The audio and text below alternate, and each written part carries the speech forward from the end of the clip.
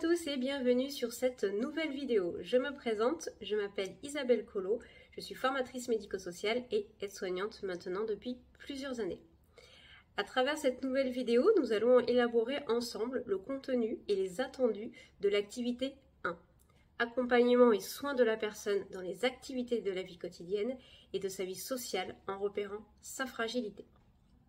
Je vous invite une fois de plus à réfléchir à l'activité que vous allez devoir mettre en place.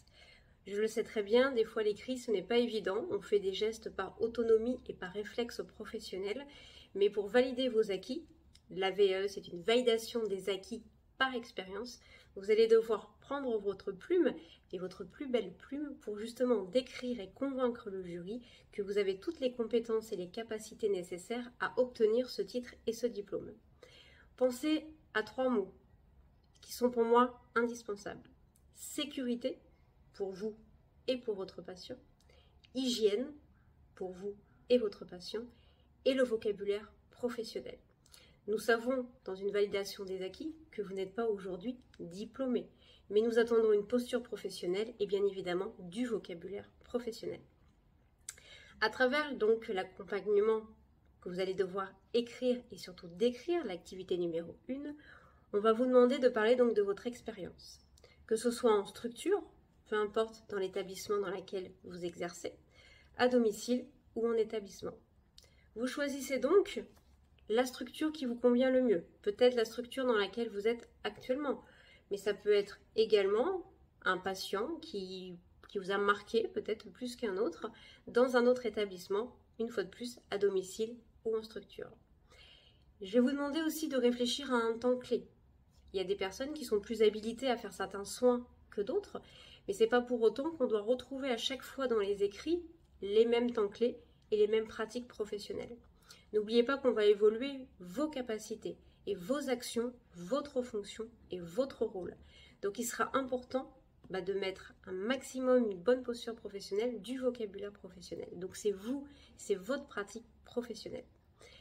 Pour avoir corrigé de nombreux dossiers VAE, j'ai pu avoir recours à des fois à des copier-coller aussi sur Internet, où on retrouve des fiches de toilettes directement inscrits dans le dossier. Malheureusement, ce n'est pas du tout ce qu'on attend de vous.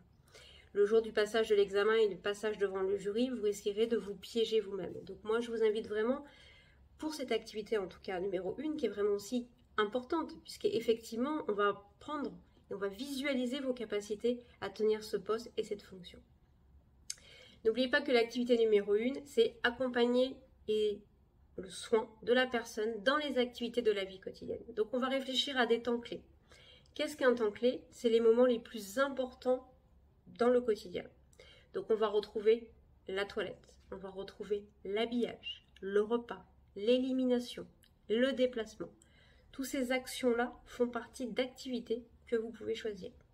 On va complètement annuler et mettre de côté, qui ne correspondra pas du tout aux attendus, tout ce qui va être le ménage, les courses.